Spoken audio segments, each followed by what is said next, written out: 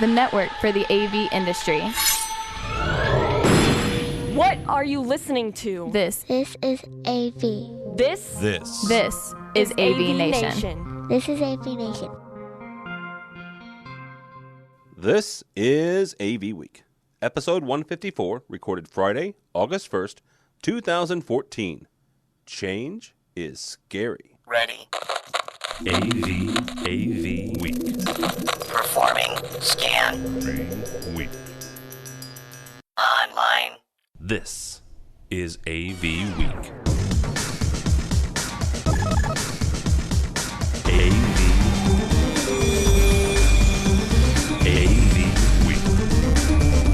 This is AVWeek, your weekly wrap-up of audio-visual news and information. My name is Tim Albright, and good God, I'm thankful it's Friday. Sheesh. We should broadcast the things that happen on this show before we actually start going on air because... the voice, the disembodied voice you hear is George Tucker. He is the third person who's had technical issues today. I've had twice. So how are you, Mr. Tucker? I'm doing fine, thank you. It's nice and cool here on the East Coast today, or relatively so. How are the internet options in Secaucus? They're giving me trouble, but I think we're on it now. All right. George, I have an unfettered pipe, and it was not working. Yeah, that's the thing. George is actually the engineering coordinator for World Stage, and I call him the left side of my brain or the right side. I can't remember which one, but a significant part of AVNation. So, thank you so much for joining us, sir. Thank you. Also with us, a couple of newbies. So George and I will have to be gentle. First up, from Powerhouse, and we'll explain what Powerhouse is. Powerhouse Alliance. He's the executive director, Dennis Holzer. How are you, sir? I'm terrific. Hope you're doing well today. Absolutely. Also with us is Trevor Hansen. Trevor is the VP of Volutune. How are you, sir? Doing great. Thank you very much for having me. Absolutely. We were also talking a little bit off the air. Football, the return of sanity, the return of normalcy starts on Sunday. So, yay! I'm not going to go into who is rooting for who. Just, the return of the 1984 Bears is going to happen this year. I'm just saying. All right. I say that because everybody else on this call is an AFC fan. So, we can agree to disagree on who's going to win the Super Bowl, but at least we can say, the Bears are going to at least be there. So, not really. All right, let's kick this off, guys. First up, we've got an interesting thing that came down the pipe from our friends over at Residential Systems. And the reason I bring this up, the story is Control4 has a new mobile app that is for the Amazon Fire phone. The story is not so much about the apps, right? Because, everybody, I shouldn't say everybody's got one. A lot of people have apps from Crestron, AMX, Extron, Control4, obviously. Aurora's got an app. Most control companies of any salt has an app. The first question, and George, we'll start with you on this one. Why Amazon? And the reason I'm asking this is because Amazon is a brand new phone. They have one iteration, right? This is not like, oh my goodness, let's go after, I almost said Nokia, but let's go after Samsung or LG. There's one phone out there, and so that's why I'm curious. Why go after that market that at least I don't perceive to be that big? I think it's all about Control4's desire to show that they are for the people and across the board available. Okay. They've done this when they have some of the very first on-screen display menus for end users, stuff that they could change on their own once the installer was gone. Not everything, but certain things. Yeah. Presets, that's a given, but they could change some of the background stuff and some operational stuff via a special monthly fee, but for their own user thing. I think that's really what it's about, because the phone itself, as we know, is not that great from the reviews I've heard. They say, good first try for a company that doesn't make phones, but it's locked down. You can't do much. It's really just a tool for buying content from Amazon. Yeah. This as an add-on probably gives them that extra, hey, while you're surfing the web or looking to buy that extra thing, you can change the TV or dim your lights. But I really do think it's all about that. We are for the people. We are on every device that you desire. And it might be actually a lead into being on the Kindle HD Fire, the Fire HD. The Fire HD, yeah, that's actually a good point, because the Fire HD is quickly becoming. I'm not saying it's overtaking the iPad. I'm not going to say I'll never say that, but it's not. but it's a good second or third place It has a tablet. significant market. Yes. Thank you, Mr. Buffett. It is there, right? It is there. Dennis, what is your take on this? What's the thinking behind Control 4 going after, like George said, a good first try on a phone? Did you say Dennis? Dennis, yes. Because you drowned out on me. Sorry. Yes, Dennis. I just look at it as a big stage. And Amazon is in the news rather frequently. I think even more so than Samsung and some of the other people from a phone aspect. And I think that a lot of consumers certainly can identify with Amazon. And I think it's nothing more than that. The biggest stage that they can get onto as fast as they can get onto it. So I don't think the fact that it's an app or the control was as much a determining factor as how do we get to most of the people as fast as possible. Do you view the Amazon platform as that big of a stage? I do. Specifically, I mean, what business aren't they in? Obviously, they're bigger in different businesses, but I think if you poll most people and you mention the word Amazon, even though Samsung certainly is a big name, I think Amazon, more people can identify with it. From shampoo to whatever else you can buy, new or used, that was the easiest way to the people. No, that's a very good point. The fact that Amazon didn't start out making devices; they started out selling books. Honestly, that was their first foray, and now they've gone into they are your one-stop shop for, like George said, content, and like you mentioned, Dennis, the fact that you can buy literally nearly anything you can buy at a brick and mortar you can buy on Amazon. So Trevor, what is your take on the Control 4 moving into the fire? Again, people trust the Amazon. They trust, Control 4 is a trusted brand now amongst the dealer integrators, and I just think it's an easy sell. It's not recreating or reinventing the wheel. You're going with a trusted name that the consumers have adapted towards. My wife, everything is Amazon today. I mean, I can't get rid of those brown boxes quick enough, and it's appealing to the females just as much as the males, and I think it's an easy transition. Okay, that makes sense. That makes a whole lot of sense. All right, guys, moving on. We've got an interesting story from. Honestly, the story's from CE Pro, but CEDIA and Infocom have launched 4 new European smart building conferences. Start next year. Actually, they start this year, late 2014 and early into 2015, kind of as a lead-in into ISE Europe, which, let's be honest, has become the biggest AV trade show in the world as of last year. So, George, is this kind of do you see this as a feeder events, or are these just making sure that our European brethren and sistren stay abreast of what we're all talking about over here, which is the smart buildings, which we've kind of been talking about for a couple of years now? Well, I think part of the reason is you had a lot of what I call the coattail shows that showed up around Infocom's time, and one of them being a show called Realcomm. And I'm still unclear as to whether Realcomm is part of Infocom or if it's separate or not, but it focused on building management, not just environmental, but that was a big part of it. And I think those coattail shows are taking a little bit away, or at least there's a perceived idea that that's happening. So why not do your own building management specific show? Since others are attending that show, you might as well bring them into the fold, right? My only concern is that when I actually happened to sit next to a Realcomm guy on the way to Infocom this year. And while it seems simple and it doesn't sound like a lot, he talked about doing control of environments of a building from the inside out and on a campus or city block-wide status. So their conception is not build a building, add the gear. It's the building is the gear, and that's just ancillary.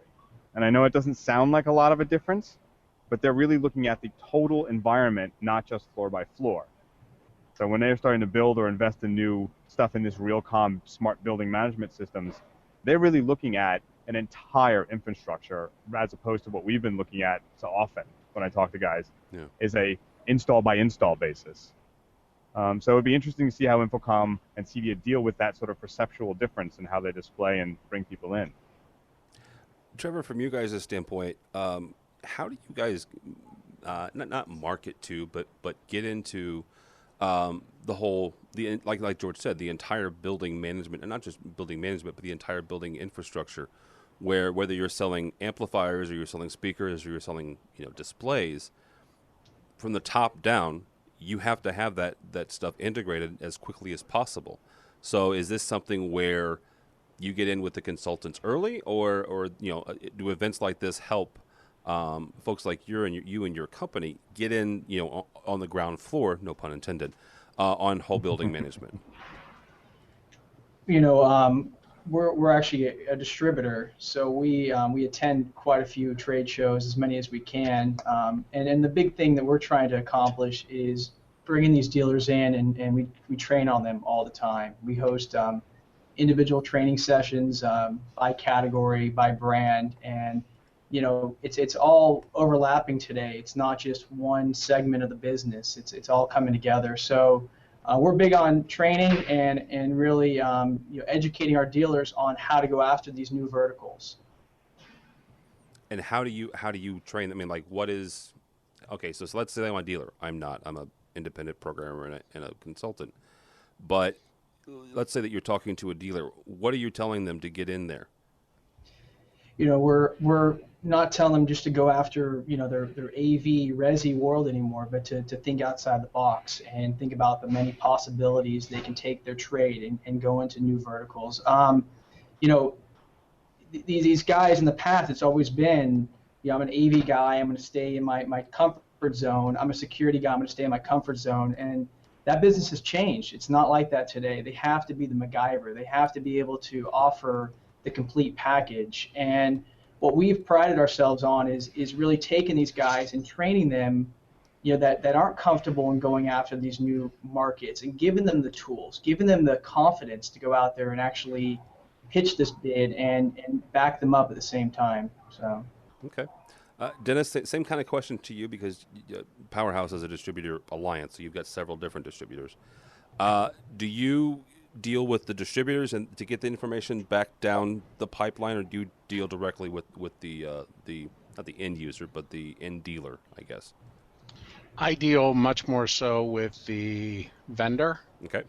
And I'm out searching with my members' feedback and looking at what our needs are to make sure that whether it's resi or whether it's security, or we've now started to just touch into commercial and forging ahead there. So we're on a hunting mission. Going back, the one thing you talk about all these shows, the dealers that we sell to usually are 1, 2, 3, and they're certainly bigger, but they're small operations. They don't have the money to attend all of these different shows locally, and when I say locally, I mean in the country, let alone certainly going out of the country. So a lot of them across the country depend on us to make sure we're on our game and showing them what they need and things that can help them build their business. And then once we bring those vendors into us, then as Trevor said, it's up to the individual members to drive that business to those installers and make them aware, and then not only make them aware of the products, but teach them how to install those products. And even though they are installers, that talking about it is a hell of a lot easier than getting it done, because their time is of the essence. If they're in one of his training sessions, they're not installing. Yeah. So as Trevor said, thinking out of the box, we got to be a lot more creative. And he can answer how many of his shows are late afternoon, early evening, late evening, just to make sure that we can get all of these people involved in understanding what's coming out.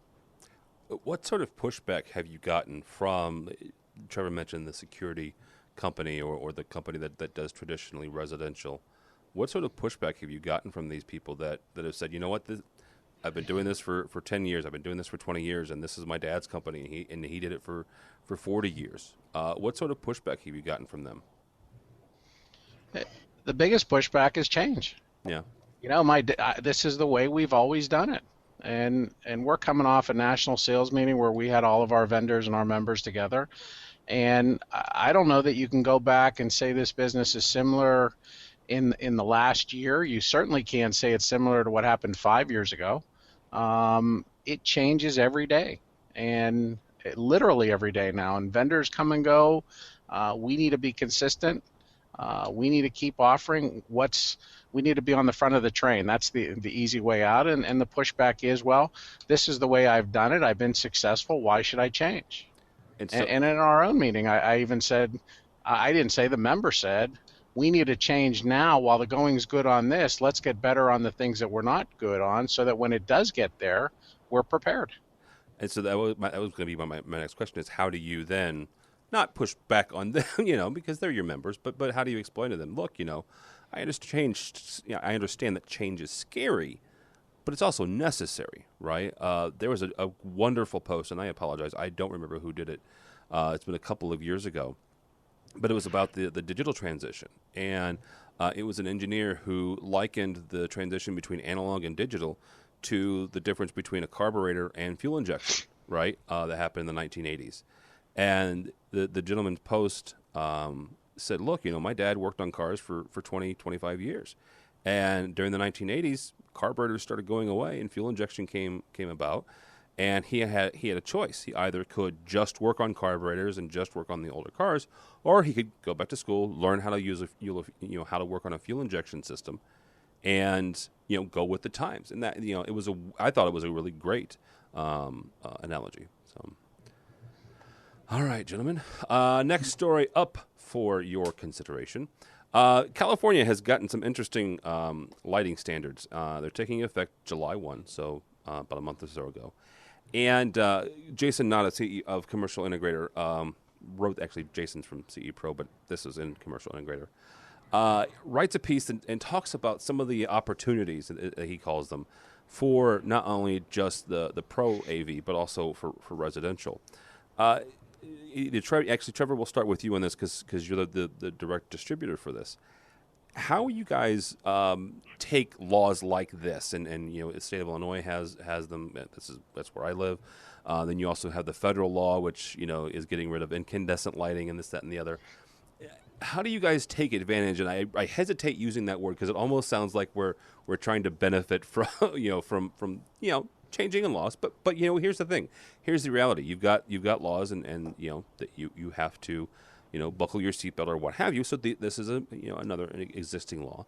How do you guys educate your dealers on how to make the most out of these changes in the construction laws? Well, I think it kind of resorts back to what we talked about earlier, change. Yeah. And here we are today selling lighting control, selling Lutron lighting control, selling the integration of the smartphones, being able to control your lights. Dealers are now realizing that they have to be on board with these things. One of the big hurdles we've been faced with is, you have to be a C10 contractor to be able to install lighting. And what we're trying to do is partner up electricians with our AV dealers, get them to work together to be able to offer these new lighting control solutions. The old school electricians are not computer savvy, so they're not going to be the ones that are going to do all the programming. So our AV dealers that understand the programming side are really benefiting from these new laws. And you talk about lighting or electrical laws. I'm in Southern California, and California right now is facing a major water shortage. So that's also another thing that law went into effect today, actually, where we will now get fined $500 for watering our lawn over watering or whatever. So that's going to be the next big thing is water restrictions and how to control your water. So we're looking forward and beyond just where we are today with electric and thinking, what's the next step? So again, integration, being able to use your smart device with the lighting side, with water, energy management, it's all happening today. Okay, here's a silly question. It has nothing to do with AV. How do they know how much you've watered your lawn? Watching the news last night, they now have cars driving around. Oh, so that's scientific. And they're going to be nondescript driving throughout the night. You can't wash your car. You can't water your driveway. You can't do any of that anymore. Okay, so you can't wash your car, not even at a car wash? You can wash it at a car wash because that's recycled water. Oh, I see. Welcome to California. Welcome to California, folks. All right. George, George. Tim, just yes. remember, though, that I think it was today, one of the news outlets had one of the drought specialists say, basically, we're about this close to it being an unrecoverable drought in California. So it's serious stuff. Are we talking like Dust Bowl? They're thinking like parts of it that don't have water may not get it back. Oh, wow. It's that bad. And I don't know if you saw the news about that water break at UCLA. It was 20 million gallons of water. Yeah. Wow. So that hurts even more. So it's scary. I have a friend of mine who's a tech manager at UCLA. We'll just blame Greg for that. Yeah. He left the faucet open. Yes, yeah, he left the water running somewhere. George, do me a favor. Take me through not only because World Stage also does installations, but let's take it. I need both of your brains here. I need the former manufacturer brain and also the installation brain. How do we walk our clients through? How do you walk your clients through this process?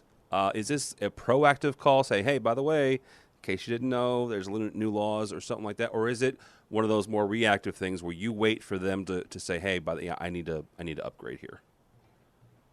It all depends on the relationship, but I think it's absolutely the former. Absolutely the former. Okay. And you start drumming up business, going, hey, we've done business in the past. Have you read the laws? Here's a link to it. Here's a copy.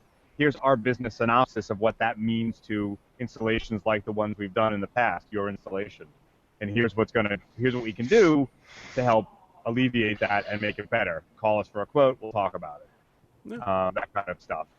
Absolutely. Because a lot of people in California, I think, get it. As you say, welcome to California. A lot of people in California, despite their shrugging shoulders and maybe a little bit of sarcasm, know that it's pretty true. And there's not much more you can do about it other than try to solve the usage problem right now. This is not the old, why can't I remember the old power company that was deliberately shorting power? Enron? Edison? No, Enron. Wasn't Enron deliberately shorting power in California for a while, causing brownouts and trying to raise rates to get more infrastructure built that wasn't really needed? So you're not dealing with that issue. You're dealing with an actual, genuine environmental issue that we got to save money and save energy. And a lot of that is what you do to drive your sales. Hey, here's the way we manage it. Here's the ROI sheets. Here's how we're going to tell you you're saving money. All the rest. That makes sense. Dennis, when it comes to educating guys like Trevor and other distributors, is this something where you guys will partner with somebody like, I don't know, Lutron or something like that to write maybe a white paper or do a webinar or do a conference call? How do you guys get that information down to your dealers or to your distributors? It starts with each individual member. Obviously, they work with each individual vendor. And according to their schedule, they make sure first and foremost they get their people trained.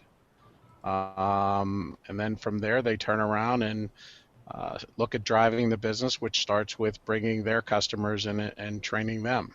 So it is really a partnership, but you have to have, even within each of the companies, and Trevor can certainly expound on this, you have guys who have specialty in certain areas. Be it the networking side of things, be it the different areas, and you rely on those people that over and above the training that the factories give us. A lot of our people, our members' people, they love this stuff, and they eat, drink this stuff, and they really go to the nth degree to learn about it, and they actually enjoy not only the job part, but turning around and being able to take their knowledge and put it on their dealers. And it's our lifeline. Yeah. We got no choice to make sure our dealers understand this. Well, that is true. Well, here's the thing.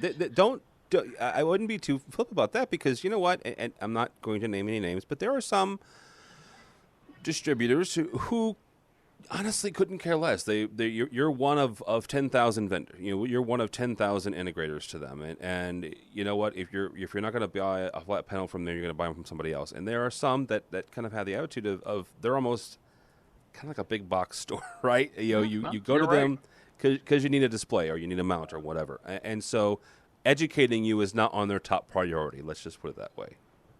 Well, it is on ours because and I always say to everybody, and I owned one of these companies also, I used to say, if you measure us on the top line, we're going to lose every time. If it's just price, then maybe we're not the guys you should buy from. But if you want all of the things that go into it, all the ingredients to make this the right cake, then we are the guys. And at the end of the day, it will be cheaper on the bottom line to buy from us because we're going to do a whole lot more than just handing you a box at a window. Yeah. And saying that'll be $25 today, sir, and have a nice day. Yeah, and I do appreciate that. It's same thing with manufacturers, right? As I mentioned, I'm a programmer and a design consultant, and dealing with manufacturers who will educate me and educate the dealers that I deal with, and educating the architects that I deal with, not only in this lighting specifically, but also sustainability and this, that, and the other. I mean, AMX is a good example of that. Crestron's a good example of that. Lutron's a good example of that. Kramer is a really good example of that, of how they will educate anybody who they perceive as to be a partner, so they can help. They helping us and educating us helps us make do our job better. But obviously, at the end of the day, because they've educated us, that makes sense, and their products are top of mind. So absolutely, I understand it's not purely altruistic. So. But it's it is a good service. All right. This is an interesting story, and I bring it up not as I do so often. I bring it up to kick off a conversation about something. The story is this: it's a global coffee chain has called out the Connect Pro for their digital signage. And if you're not familiar with the Connect Pro, it's an HDBaseD extender. The question that came to my mind as soon as I'm reading this, right, is the fact that this is a global chain. So it's a large multinational corporation that I'm sure they did their due diligence. They went through all the specs and they said this is kind of what we're looking for as far as. Well, that was interesting. This is what we're looking for as far as product and specs and this, that, and the other. And then they said, this is what we're going to use throughout all of our stores. However, or this is the question that came up. Dennis, we'll start with you because of your relationship with all the distributors. What is the benefit of having that decision made at the very top from a global standpoint versus letting the individual stores or maybe the regional stores make those decisions? I mean, what is the cost benefit here of one decision being made globally, or one or individual decisions being made more on a more regional level? My best guess is knowledge. I think you've heard, if you ask 10 people, you're going to get 10 different opinions. I think at some point, specifically in chains like that, someone has to step up and say, I'm doing the homework, and I think this is the best decision, and this is the route we're going to take. Especially in a chain like that where, who knows where it could go. And you're talking about hard dollars in a chain like that also, that they want to make sure that they're going to spend right, spend once, and not have to do this project over and over. And certainly if they make mistakes out in the field separately, and there's mistakes, there's a cost to it. I think at the end of the day, it all boils down to cost and education and knowledge. Yeah. Yeah. Trevor, from your guys' standpoint, how do you get jobs like this, I guess is the best way to ask this. Obviously, you guys are working with the dealers, but is this something where you would walk through and a dealer would say, hey, you know what? We've got this possible really good holy cow opportunity. Is this something where you would walk in and possibly partner with them and say, you know what, if they buy X number, and let's say that the chain has 10,000 stores, if they buy 10,000 units of XYZ product, we're going to knock 2 points off or 5 points off or something like that. Is that something that possibly happens, or is it pretty much you know what, guys, it is what it is, and these are our prices, and that's pretty much it.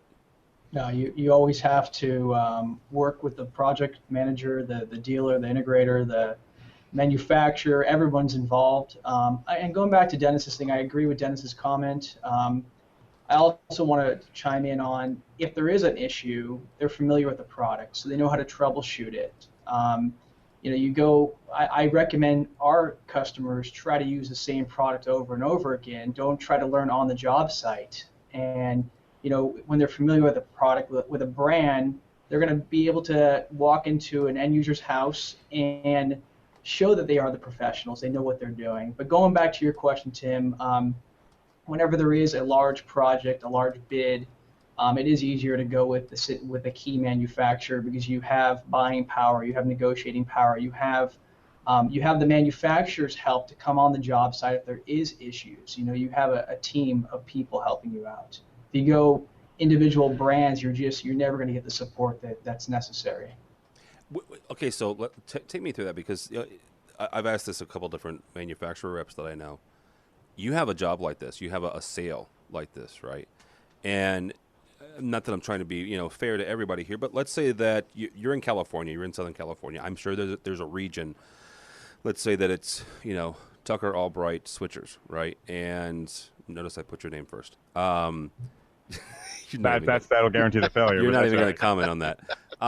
And we have regional reps, and we have a regional rep for California, but we have them throughout the country. Let's say that we have 4, north, south, east, and west. I don't care where you break it up. And this company is doing it all over. They're all buying it through you because you're one of our distributors, and they sell 10,000 of these wonderful switchers. Where does the support come in, and where does who do we bring in for that? I guess that's kind of where I'm at. What I'm asking is, when it's a national account like this, who do you bring in? Is it the big guns from wherever the manufacturer is headquartered, or is it more regional because they're getting it through you? You do, if it is a national deal. Again, Volutone is a regional distributor. Being a part of Powerhouse Alliance allows us to now be able to operate as a regional, but still act like a national. So we'd actually probably go directly to the head of the company, the manufacturer, get him to help us negotiate the deal, and then leverage our 13 members across the U.S. to supply the goods for this chain, if you call it. Volutone would sell to the California, Nevada market. You'll have Ultimate in New York sell to the New York dealers. So I think this is what the beauty of Powerhouse brings to a Volutone, is we can now go after these opportunities and still be able to leverage a national deal and get that business. But Volutone would sell just to the regional territory of ours. So, but you do have to go to the head of the company. That's the best way you're going to be able to negotiate pricing, availability, any type of issues that come into play. You have their support. So, Mr. Tucker, from not just a manufacturer standpoint, but also from World Stages standpoint, how do you I guess the best way to ask this is how do you get in there? How do you sell to a national chain like this on a national level? Is it demonstrating that you've got the wherewithal to support them on a national level, or is it more important that at this point, when they've made this decision, they're really just kind of looking for somebody to sell them the gear? Is that kind of where this is going? I think quite often that happens that way. Yeah, if it's a chain that large, they already have an engineering department or someone who's done some of the footwork, whether it's a local vendor who then becomes sort of their de facto rep for them through this process, or with some of the bigger, let's say a broadcast chain of networks, they will have definitely engineers who are going to verify what they think they want and then work with a trusted vendor to get it implemented and purchased. The temptation is for a lot of them to buy direct, but that doesn't always work out with service issues and getting techs out there to make something get fixed, or some kind of issue that somebody was retrofitting and caused a problem. So technically, yeah, that's generally how they'll do it, unless you're brought in immediately from the very ground level as that person. We've had experience being the one who comes in afterwards, and that's not always fun. No. Untangling the mess that is the spaghetti of specs and counter specs is not always a fun job. Well, no, because then you feel like you're a janitor at that point, right? You're cleaning up someone else's mess. And Yeah, you feel bad about the guys you send in there to do that. Yeah. Yes. I'm sorry. You also got to be the bearer of the bad news. Here's what they did. Yeah. Yeah. And this is how much Yeah, more it's absolutely. going to cost you. Here's my bill. Thank you very much. Have a nice day. All right, we're gonna kind of wrap back around to something we touched on a few minutes ago, and that's sustainability, right? We talk about with the lighting laws in California. There's an article we're going to put on the link sheet from EC Magazine, the Electrical Contractor Magazine, about the evolution of the LEED certification. And if you don't know what LEED is, it's the Leadership of Energy and Design and Environmental Design. Easy for me to say. And this new version, I think it's version 4, is kind of trying to evolve LEED into being more of a once a LEED, always LEED building, or at least maintaining that LEED certification. But we've been actually kind of pinging Josh Schrago, who's also in California. Trevor, he's well north of you in the San Francisco area. But we were talking about how many LEED projects there were in California, and I know that specifically platinum and gold. Silver, platinum, gold. Silver, platinum, gold, and that's the determination of the platinum is the most you can get, and goodness gracious, that's a hard one to get. When I worked for the college here in St. Louis, we built a building. It was a research facility down on the Mississippi River, and we were shooting for platinum.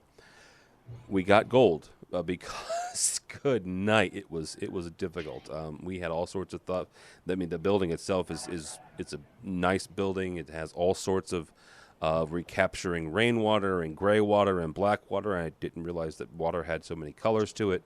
And the lighting and the sunlight capture and the AV stuff that I was personally involved in, and still didn't get enough credits for platinum.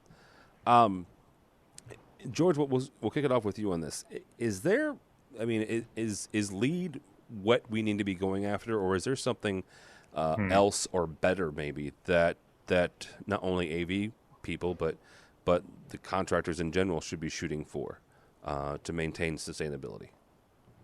Yeah, LEED is what we got, right? Well, yeah. LEED is what we got right now, and there's ASHRAE and some other stuff that sort of rolled into that. It's what we have. I mean, I feel like I'm going to quote Spaceballs here. The idea is to save our clients money, right? Yes. Save the planet, but save our clients money. How do you get people to save the planet? You save them money, or you make them money, and that's really the best way to get that implemented. LEED is what we have, and what it is now, I think, is probably the best thing it can be, which is the drive for more big data, and that's what's driving, I think, LEED 4. When you read this article, its main updates are about getting more data, implementing that data in a more sophisticated way, and getting that data to the end client and the government saying it works. Here's the results. Here's the raw data that shows you what is going to work or not work. And that's what LEED 4 is really all about, at least from my reading. Dennis, is there something that you guys can do from a powerhouse standpoint or from a distributor standpoint in helping your dealers, not powerhouses members, but their clients, understand more the sustainability model, where again this goes back to education and making sure that they keep up to date on stuff? But is there something that you can do from a product standpoint, or making sure that you guys or your members handle certain products over other ones that aren't maybe necessarily sustainable friendly? I mean, that's a tough question. We do the best to make sure, first and foremost, we're going after products that are the right products in their categories. Yeah. We encounter this, in the security area where every state is different. I think that's the biggest problem we encounter, that every state has different laws and rules and challenges to being capable. I can tell you, I laugh that in the state of Pennsylvania, you need to have a small license, not a major license as you do in other states, to install low voltage security. Yet, if you want to install a gas furnace in the state of Pennsylvania, all you need to do is put a sign on the truck and say Dennis Holzer's Heating and Air Conditioning, and set to go. Hey. So it's very difficult. I don't think it's something that we can do. We try and get people like Cedia and people like that to talk to our dealers. I think that's one of the successes of those shows. I think that's where it needs to come from, at a higher level, and we can reinforce it, but we can't lead it. Yeah. We just don't have that scope or that capability. Trevor, from your guys' standpoint, is that kind of this in line with what Dennis said, where it's, you guys got to make the best decision for your clients, to make sure that you're handling the right products? Yeah, Tim, we that's exactly what it is. We're not fully engaged in trying to lead it today, besides making sure we just have the right goods, the right assortment, the right pricing. We listen to our dealers every day. Kind of talking about what Dennis said, we probably could listen a little more and understand where we should help lead this towards. But as of right now, we're just focused on making sure we have the right goods at the right pricing, trying to grow these categories. But it's definitely something I need to take note on and follow up with. So I appreciate you bringing the subject up. Yeah, absolutely. All right, guys, a couple things here before we let you go. First of all, I've tried playing YouTube through Google Hangouts before, and oddly enough, it doesn't work very well. So I'm going to mention, I'm going to mention this, and we're going to put a link to it. But Margot Dawahi, wonderful previous guest from New Bay Media, posted. It's a voicemail from Hunter S. Thompson to his The AV. good doctor. Oh my gosh, it's wonderful. It's a voicemail from Hunter S. Thompson to his AV integrator. I couldn't play it on the show anyway because of some bleeping I would have to do. Let's just say I'll put the link there. You enjoy it at your leisure. Let's just say he wasn't very happy. An over-exuberance of expletives. Well, yeah. Yeah. You expect anything else from the good doctor? No, absolutely not. It was, it was. But the fact that Margot found this and posted it, it was a very nice surprise on Twitter this week. Let me just put it that way. And also, just proof that good things happen to previous guests on this show. Frank White, who was on actually 2 weeks ago with George, is receiving the 2014 Cedia Lifetime Achievement Award. I will say this, that Frank doesn't look old enough to receive a Lifetime Achievement Award, and I'm not just blowing smoke. He really didn't. I mean, I think I look older than he does. So he's receiving a Lifetime Achievement Award of Cedia. So real quickly, Dennis, we'll start with you on this one. Tell me exactly what Powerhouse is. Obviously, you're a group of distributors. But what do you guys do, and how do people connect with you? So Powerhouse is a consortium of 13 distributors, all territorially bound across the country, and they all got together by residential audio and video. And the reasoning was, the first thing that vendors say is, well, you're a buying group. But the truth of the matter is that's true. But the real reason that the group got together was that we have 13 guys who do the same thing, and I always say this, 13 different ways. And a lot of it's territorial driven. What Trevor can do in California, maybe our distributor can't do in New England. But they've all encountered the same problems in trying to do the same things. And until this group, there's no nice way to say this, you can't, if you have a buddy who's a distributor, you often can't tell him, because next thing you know, as a result of FedEx and UPS, he might be shipping into your territory.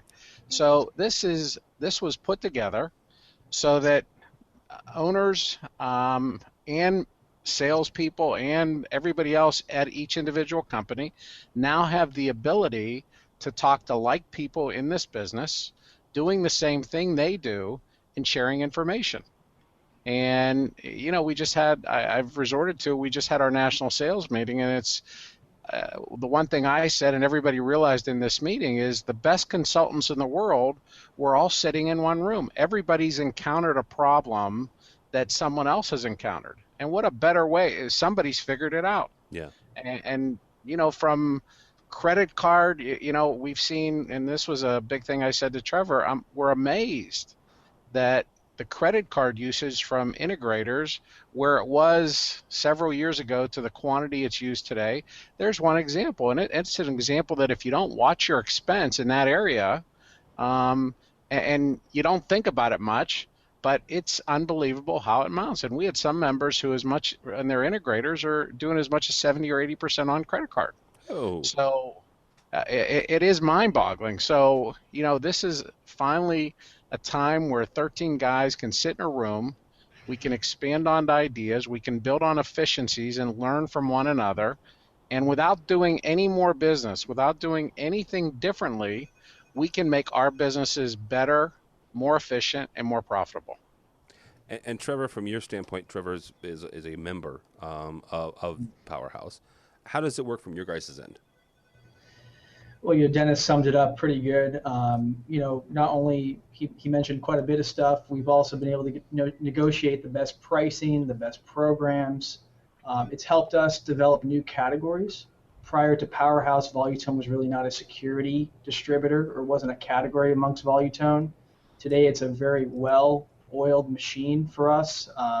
Networking, commercial, all these categories that have come about over the last couple of years have really been because of Powerhouse. And the nice thing about it is we may have a distributor in Texas that happens to do some commercial or has been doing commercial. He's helping lead the group in that development. So between category expansion, best practices, Dennis mentioned credit card. I came back from our national meeting and we've already renegotiated our credit card processing deal, saving me over $1,000 a month just because of us all sitting around a room talking about credit card expenses. So you look at those little wins, freight programs, office supplies, you name it, we're tackling it all as a group effort. And see, stuff like that, that's one of those things where we've talked about on this show many times, allowing people to learn from not only others' mistakes but also others' wins. That's important from the person learning side. It's also important from the person who's giving that information side to understand that, first of all, you're not going to be around forever, right? So it's much better to pass along the knowledge that you have than take it to your grave, right? It's much better to pass along what you've learned in the industry or what you've learned with this distributor or with this manufacturer or that person than it is to keep it hold up inside yourself. So at least that's my 2 cents. All right, guys, I'm going to let you go and go enjoy your weekend. For those that are football fans, football returns this weekend. I'll start with George, who's more of a hockey fan. So thank you for joining us, sir. How can people find you or get a hold of you? They can find me at Tucker2s on Twitter, or I write for various publications, in particular Commercial Integrator, part of EH Pubs. Yep, and also Tech Decisions. Yes, Tech Decisions, also an imprint of EH Pubs. Yeah, well, very good. Mr. Dennis Holzer, the Executive Director of Powerhouse Alliance. Thank you, sir. Thank you for having me. Appreciate it. Yeah. And how can people find you or find out more about Powerhouse? They can go online at www.powerhousealliance.com, or they can get to me directly, dholzer@powerhousealliance.com, or they can certainly, when they bring up the map on powerhouse.com, they can go through any one of my individual members, and they can certainly get me that way, or maybe they buy something from one of those guys. That'd be a great thing. Yeah. And also, last but not least, Trevor Hansen, the Vice President of Volutone, who's also a member of Powerhouse. Thank you, sir. Thank you, Tim. Trevor at volutone.com. Volutone.com is a way to get a hold of us. And thank you very much, gentlemen. Appreciate it today. Absolutely. My name is Tim Albright. If you want to get a hold of me professionally, go to LinkedIn. That's the best way. Like I said, I'm a programmer and a design consultant, but more importantly for me and everybody that does AVNation, go by the website, avnation.tv, avnation.tv. You'll find this program and a host of others. A new AV app show has been posted. We have a new lighting guy show coming down the pipe. I know in about 2 weeks we have another State of Control, which is our control automation show. A couple other things to mention real quick. If you are a fan of commercial, actually, if you're not if you're not a fan of Commercial Integrator magazine, and how could you not be? And how could you not be? How could you not be? Because people like George writes. What is wrong with you if you don't like this? Chris Netto and George Tucker write there, and so does Craig McCormick. And well, that might be the reason. Well, Craig is a whole other issue. Chris is a good guy. But Chris is a good guy. Tom's a good guy. Craig is the world's biggest Red Sox and Patriots fan, so he and I have issues. Yeah. Well. So he was pinging. Long story. He was pinging me back and forth because the Red Sox traded some folks to the Cardinals yesterday during the trading deadline. So long story. But anyhow, next month, I believe it's September. The September issue is the 40 Under 40 episode or issue coming out, and George or I, neither one will be on that list because we're both. Well, I just turned 40. Heavens, whatever could you mean by that? Nothing except for the fact that we're both over. I turned 40 this year, so George is over 40. But hopefully that we'll have some friends there, and also coming up in a couple weeks, we've got some interesting stuff we're working on. Obviously, we're going to CEDIA, but some other just say interesting things coming down the pipeline. So go by the website if you would please, AVNation.tv. Oh, we also have a newsletter sign up. We're going to start a newsletter here in a couple weeks. Honestly, just to keep folks who aren't in the social media sphere, keep them up to date on what we're doing. We'll have blogs in there and links to some of the more recent podcasts that we do, stuff like that. So go by the website, avnation.tv. Thanks so much for listening. Thanks so much for watching. This has been AV Week.